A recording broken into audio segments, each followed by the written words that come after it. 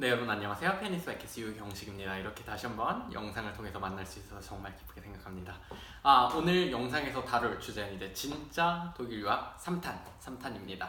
네, 오늘은 이제 조금 더 실질적으로 우리가 독일에서 어떻게 생활을 하게 되는지, 그 다음에 어떻게 먹고 사는지, 그 다음에 여기서 힘든 건 무엇인지 그런 거에 대해서 이제 조금 얘기를 해보고, 그 다음에 한국에서 우리가 진짜 준비해와야 되는 것들은 무엇인지에 대해서 조금 더 얘기를 해보려고 합니다. 정말 중요한 얘기니까 여러분께서 영상 끝까지 잘 보시고 마음에 드신다면 좋아요 하나 클릭해주세요. 감사합니다. 네, 이제 맨 처음에 이제 나올 때 중요한 게 뭐냐면 한국에서 서류들을 잘 준비를 해와야 돼요. 왜냐하면 서류들을 잘 준비해와야만 여기서부터 이제 우리가 비자도 받을 수 있고, 그 다음에 학교도 이제 우리가 멜덴 할 수 있고 그렇게 되거든요. 그렇기 때문에 이제 어떤 서류를 이제 기본적으로 준비해야 되는지에 대해서 이제 말씀을 드릴게요. 여권은 당연히 기본이고요. 그 다음에 또 여러분께서 재정보증서가 있는데, 사실 비자를 받으면 원래는 재정보증서가 있는데 이제 그 재정보증서가 거의 이제 독일에서 폐지가 된 것 같아요. 그러니까 저까지는 이제 가능했고, 저도 지금 비자를 받으면 저는 재정보증서로 가능한데, 요즘에는 슈페어콘토라는 게 있습니다. 슈페어콘토가 뭐냐면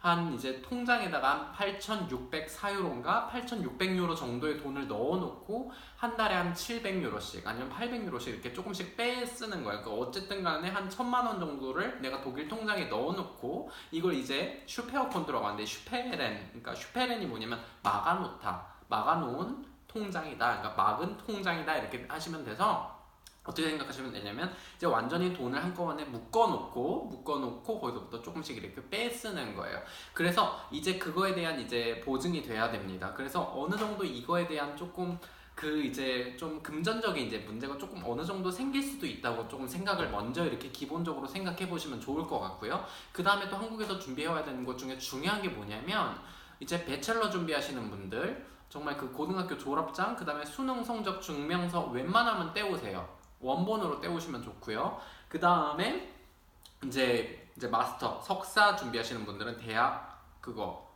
꼭 준비하셔야 됩니다. 대학 재학증명서 아니면 졸업증명서 꼭 준비해 오셔야 됩니다. 원본으로 웬만하면 다 떼오시면 전 좋다고 생각을 해요. 원본으로 하면. 그 다음에 사실 이제 제가 나중에 독일 원서 준비할 때 이제 그거에 대해서 조금 더 얘기를 할 텐데, 그렇게 굳이 뭐 원본을 내야 되냐, 아니면 복사본을 내야 되냐, 공증을 해야 되냐, 이런 얘기를 하시는데, 공증할 필요가 거의 없는 학교들이 많습니다. 근데 이제 공증이 필요한 학교가 어딘지 그거에 대해서는 제가 이제 차근차근 다음 영상에서 이제 얘기를 해보도록 하겠습니다. 그래서 기본적으로 이런 서류들이 있어야 된다는 걸 좀 잘 준비를 하시면 좋을 것 같고요. 그 다음에 또 중요한 게 뭐냐면, 여러분께서 이제 독일에 막상 왔을 때 집을 찾아야 되잖아요. 그쵸? 집을 찾는 게 사실 하늘의 별 따기예요.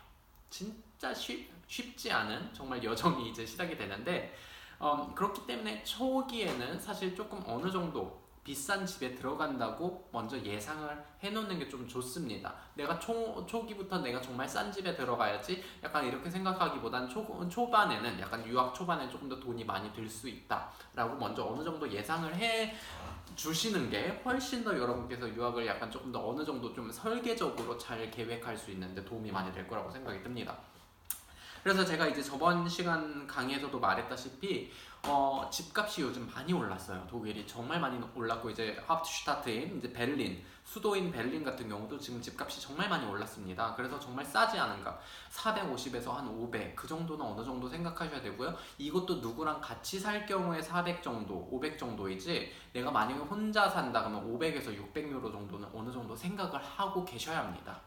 지금 사실 실정이 이래요. 왜냐하면 독일이 지금 난민도 정말 많이 받았고요. 난민도 많이 받으면서 정말 지금 독일의 사회에 너무나도 사람들도 많아지고, 그다음에 독일 사회 자체가 약간 좀 경제적으로 약간 좀 무너지는 것도 있기 때문에 조금 더 집값이 계속 올라가고 하는 것도 어느 정도 있다고 여러분께서 생각을 기본적으로 해보시면 좋을 것 같습니다. 그래서 이제 비자를 어떻게 받느냐, 그거에 대해서 한번 얘기를 해볼게요. 자, 비자를 받으려면 중요한 서류들이 있습니다. 그게 뭐냐면 이제 맨 처음에 나오신 분들은 여권 절대로 필요하고요. 여권 무조건 있어야 되고, 그 다음에 안멜덴한 게 필요해요. 안멜덴이 뭐냐면, 내가 어느 집을 구했으면 집을 내가 이제 암트에다가 뷰르가 암트라고 하는데, 이게 뭐냐면 이제 동사무소 같은 거예요. 거기 가서 이제 내가 등록을 하는 겁니다. 내가 내 집을 내가 여기서 이제 거주 등록을 하는 거예요. 거주 등록증이 필요하고요. 그 다음에 또 중요한 게 뭐냐면, 내가 어학원증이 있으면 좋습니다. 어학원에서 베샤이니공이 뭐냐면 이제 내가 재학하고 있다는 그런 증명서를 좀 떼주는데 그게 정말 필요해요. 왜냐하면 내가 독일에서 왜 사는지 그 목적 자체가 그 사람들이 암트에 있는 그 사람들이 알아야 되거든요. 그렇기 때문에 그 정말 어학원증을 잘 떼가시는 게 중요하고, 그 다음에 또 중요한 게 뭐냐면 이제 보험입니다. 자, 이제 맨 처음에 이제 보험 어떻게 해야 되느냐. 저 같은 경우는 사실 사보험을 맨 처음에 들었어요. 사보험 중에 어떤 사보험을 들었냐면 이제 케어 컨셉이라는 걸 들었습니다. 케어 컨셉. 여러분께서 그냥 한국말로 이제 구글에다가도 케어 컨셉 치면 다 나와요. 근데 케어 컨셉이 조금 더 이제 싸고 비싸지 않고 한 20유로, 30유로 선에서 이렇게 잘 쇼부를 쳐가지고 이제 그걸 이제 배샤이닝공을 받을 수 있다고 생각하시면 좋을 거고요. 그 다음에 또 중요한 게 뭐냐면 이제 은행에 등록을 하셔야 합니다. 은행에 등록해야만 내가 이제 돈을 거기다 넣어놓을 수 있다는 걸 이제 어느 정도 알 수 있으니까 그렇게 생각해 보시면 좋을 것 같습니다. 사실 굉장히 조금 복잡하죠. 굉장히 서류도 많고, 그래서 유학 초기에는 사실 여러 가지 생각할 것들이 정말 많은 것 같아요. 여러분께서 기본적으로 그런 것들을 잘 생각하시고 오시면 좋을 것 같습니다. 네. 그리고 이제 여기 와서 이제 뭘 먹고 사느냐, 어떻게 사느냐 굉장히 궁금해 하실 것 같아요. 뭘 먹고 사는지.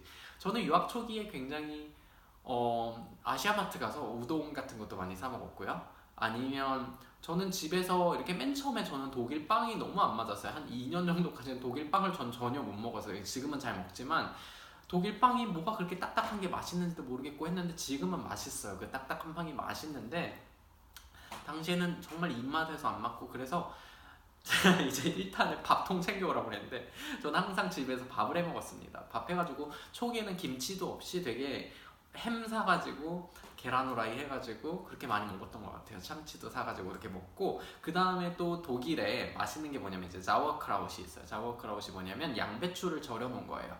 양배추를 절여 놓은 건데 굉장히 시큼한 맛이 납니다. 이제 크라우잘랏이라고 하기도 하고 아니면 자워크라웃이라고 하기도 하는데, 이거를 냄비에 넣고 물을 넣고 그 다음에 고춧가루를 좀 넣는 거예요. 그 다음에 돼지고기를 넣던가 아니면 참치를 넣고 끓여요. 그러면 굉장히 김치찌개 같은 맛이 나요. 맛있어요. 되게 맛있었어요. 그래서 저는 굉장히 이걸 많이 즐겨 먹었던 것 같아요. 유학 초기에. 그래서 그렇게도 김치찌개도 해 먹고 그렇게 했던 것 같습니다. 네, 아시아마트도 잘 돼 있고 하니까 여러분께서 그렇게 먹는 거 걱정 안 하셔도 되고, 그 다음에 이제 외식은 어느 정도 드는지에 대해서도 좀 궁금하실 텐데, 베를린에 제가 조금 맛집을 많이 알아요. 뭐 가격대도 점심에 가면 한 5유로, 6유로 아니면 저녁에 가도 뭐 스파게티집, 이태리 식당도 있는데, 제가 나중에 우리 한번 베를린에 만나면 만약에 제가 이제 지인이랑 만나게 되거나 아니면 여러분을 만나게 되거나 이렇게 뭐 그런 좋은 기회가 생기면 제가 거기 한번 같이 우리 가면 좋을 것 같은데, 이태리 식당 있는데 거기는 이제 피자랑 스파게티가 4유로밖에 안 해요. 사실 베를린은 그렇게 싼 가게들이 몇 군데 있습니다. 그 다음에 정말 즐겨 먹는 게 뭐냐면 이제 케밥, 터키의 케밥. 그 되너도 정말 맛있게 잘 먹었던 것 같아요. 그것도 정말 맛있고 가격도 한 3유로 정도, 학생이면 2유로 80, 지금 올라서 2유로 80 정도에 먹었던 것 같습니다. 근데 이제 다른 도시들 같은 경우는 그렇게 싸진 않아요. 그래서 점심에 가도 점심 메뉴가 한 8유로 50 정도라고 여러분께서 생각하시면 되고, 음료 빼고. 그 다음에 저녁 같은 경우는 약간 한 15유로 정도 생각하셔야 돼요. 음료 빼고. 자, 음료 합치면 어느 정도 될까? 한 18유로, 20유로 그 정도 선에서 이제 돈이 나옵니다. 그러니까 제가 말했다시피 그렇게 사실 외식을 많이 하는 게 좋지 않아요. 유학 초기에는 돈을 어느 정도 아끼려면 부모님께서 정말 열심히 일하고 나에게 이렇게 지원을 해주시면, 저 같은 경우는 굉장히 아껴서 썼어요. 가계부도 열심히 썼던 것처럼. 네, 그래서 오늘 했던 얘기들, 이제 우리가 유학 초기에 맨 처음에 뭘 준비해 와야 되는지, 그 다음에 서류들은 뭘 준비해야 되는지, 비자를 하기 위해서 우리가 집 등록하는 거, 그 다음에 우리가 뭘 먹고 사는지, 그런 여러 가지 얘기를 해봤는데 여러분에게 좀 재미있고 또한 유익한 영상이었길 바랍니다. 네, 그러면 유학 준비하시는 분들 정말 화이팅 하시고요. 네, 그러면 저는 다음 시간에 찾아뵙도록 하겠습니다. 안녕히 계세요.